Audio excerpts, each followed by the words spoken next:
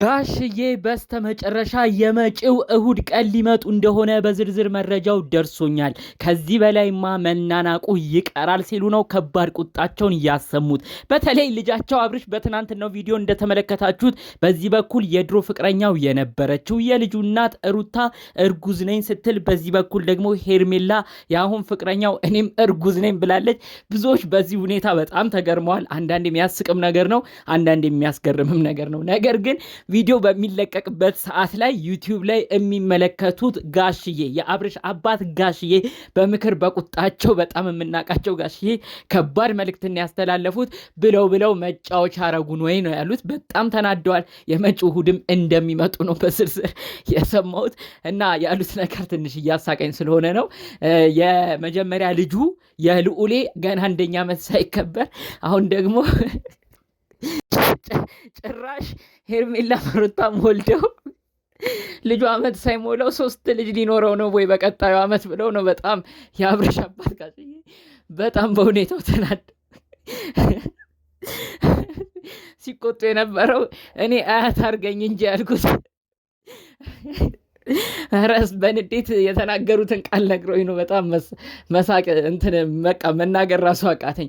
እኔ አያት አርገኝ ነው እንጂ ያልኩት በክብር በወግ በማድረግ እሱ ግን ምክሬን ጭራሽ እጥፍ ተቀብሎ ነው መሰለኝ ከዛም ከዚህም እያደረገ በ2 ዓመት ውስጥ 3 ልጅ ሊያስይዘኝ ነው መሰለኝ ብሎ ነው እንግዲህ ጋሽዬ በጣም በሁኔታው በመደናገጥ መልእክት ያስተላልፉት። የሚገርማችሁ ነገር ጋሽዬ ሚዲያ ላይ ሰሞኑን ጠፍተዋል። ብዙዎቻችን ነው የምናስተውለው። በሚሆነው ነገር ተበሳጭተዋል።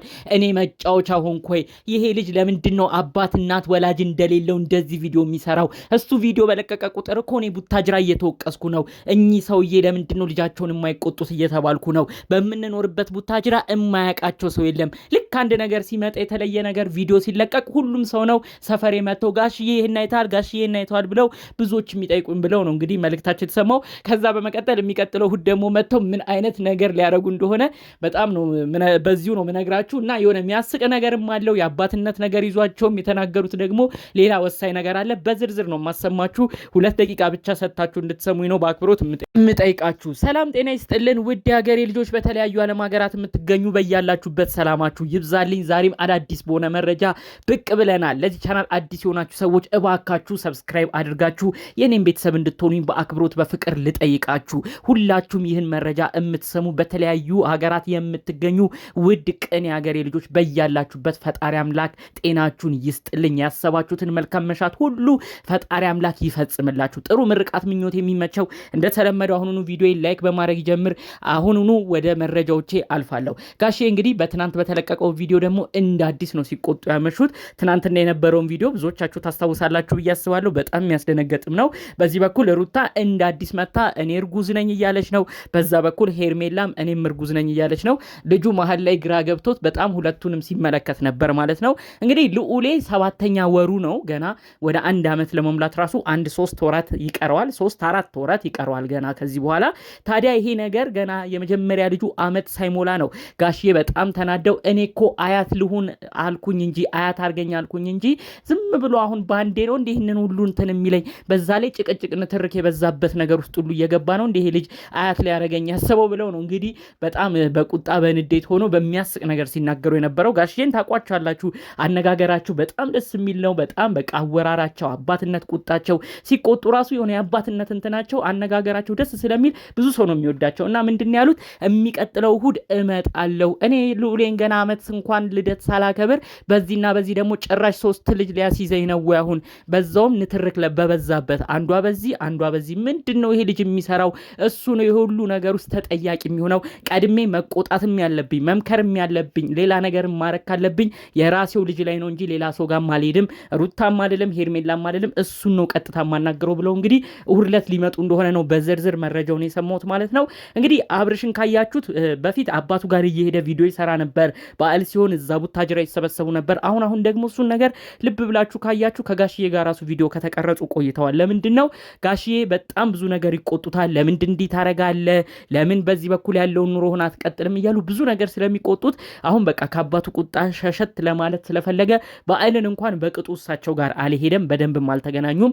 አሁን ታዲያ ጋሽዬ እኔ ነኝ ቀጥታ ማናግረው፣ ምንድነው የሚሰራው ቪዲዮ ሁሉ እኔ ምኑም አልጣመኝም፣ ዝም ብዬ እንዳልቀመጥ የሰፈር ሰው ሁሉ እየመጣ ያሳየኛል፣ ደግሞ አብርሽ ሊወልድ ነው አሁንም አያት ሊያረጉ ነው እያሉ ሰዎች በጣም ቪዲዮ እያመጡ ያሳዩኛል፣ በዛም በጣም ተገርሚያለሁ፣ በጣምም ተናድጃለሁ ሲሉ ነው እንግዲህ መልእክታቸውን ያሰሙት ማለት ነው። ጋሽዬ የሚገርማችሁ ነገር እኔ የምፈልገው ቢሆንልኝ በጣም ደስ የሚለኝ ከሩታ ጋር ያለውን ችግር ፈቶ ከልጁ እናት ከሆነችው በክብርም እኛ አብረክ ኑር ብለን ከመረቅ ነው እኛም ከምናቃት ከሩታ ጋር ህይወትን ቢቀጥል ደስ ይለኝ ነበር።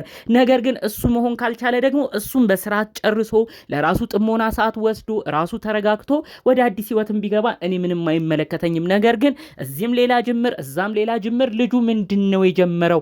ቪዲዮ በለቀቀ ቁጥርም ደግሞ ሰው ሁሉ እየመጣ አረ ልጆትን ምንድነው የሚሻለው እያለ ብዙ ሰውም እየጠየቀኝ ነው። ምንድነው የሚያስበው? በአጠቃላይ እሁድ ፊት ለፊቱ ቆሜ ነው እማናግረው። ከሩታ ጋር ያለህን ነገር ምንድነው መጨረሻው? ከኤርሜላ ጋርስ ዘላቂነትህ ምንድነው ብዬ አንድ ባንድ ጠይቃለሁ ብለው ነው እንግዲህ መልእክታቸውን ያሰሙት ማለት ነው። ጋሽዬ በተጨማሪ ያሉት ምንድነው እርግዝናው ራሱ ምንድነው? ሩታ ማርግዣለሁ ትላለች፣ ሄርሜላ ማርግዣለሁ። ልጁ ገና አሁን የወለደው ልጅ በቅጡ 1 ዓመት ሳይሞላው አሁን 2 ልጆችን ደግሞ እንግዲህ እርጉዝ መሆናቸው ሊሰማ ነው ብለው ነው እንግዲህ በሁኔታው በመደናገጥ ስሜት ሁሉ ሲናገሩ የነበረው ማለት ነው። እንኳን አባት ጋሽዬ አይደሉም እኛ ኦዲየንስ ራሱ በሁኔታው በጣም በመገረም በመደናገጥ ብሎ አብርሽ ደግሞ አሁን 2ቱን ሴቶች አረገዙበት ወይ ጭራሽ አሁን 2ቱንም ወዲያ ወዲህ ሊያረግ ነው ወይ በማለት ብዙ ሰው አስቀድሞ እየተናገረ ነበር ማለት ነው።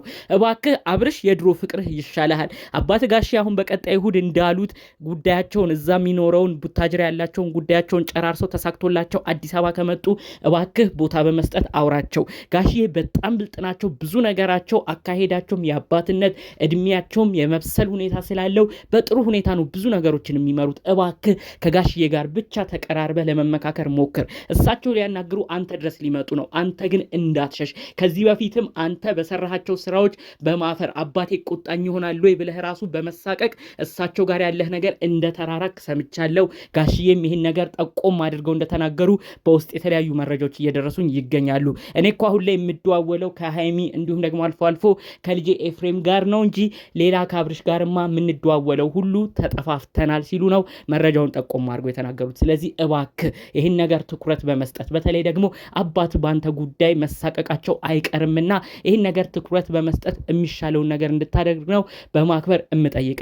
እንደው ይሄ ሁኔታውን አይታችሁ በተለይ ደግሞ ልዑሌ ገና 1 ዓመት ሳይሞላው ይሄ ግለሰብ እንግዲህ ገና ልጁ የመጀመሪያ ልጁ ዓመት ሳይሞላው 2 ልጆች ደግሞ እንግዲህ ሊመጡ መንገድ ላይ መሆናቸውን ስትሰሙ ቪዲዮን ስታዩስ እናንተ ምን አይነት ነገርን ተመለከታችሁ? የእናንተም ሐሳብ አስተያየት በኮሜንት ብታሳውቁኝ ደስ ይለኛል። በስተመጨረሻ ደግሞ ሩታ የእውነት እርጉዝ ሳትሆን አውቃ የምትሰራው ድራማም ከሆነ ጋሼ ማዘናቸው አይቀርም። እባክሽ ሩታ ይሄን ነገርሽ እንድትታቀቢ ነው የምፈልገው። እሳቸው አሁን በንዴት ሆነው እሁድ የሚመጡት ሩታም ጋር ጀምሯል ድጋሜ፣ እዚህም ደግሞ ድጋሜ ጀምሯል። ሁለቱም እንዴት እርጉዝ ይሆናሉ? አብርሽ ነው መቆጣት ያለበት፣ አብርሽ ነው መጠየቅ ያለበት ብለው ነው እንግዲህ በረው ሊመጡ ያሉት። ስለዚህ ሩታ ይሄ ነገር ውሸትሽንም ከሆነ እኚህ ሰውዬ ከመልፋታቸው በፊት እባክሽ ያንቺንም አቋምና ምልከታሽን ብታሳይን ደስ ይለኛል። ጠቅለል ባሉ መረጃዎቼ ለዛሬ ይዤ የመጣሁት ግን ይሄን ይመስል ነበር። በሌሎች ቪዲዮዎች እስክንገናኝ ሰላሙን ሁሉ ተመኘሁላችሁ። ሰላም።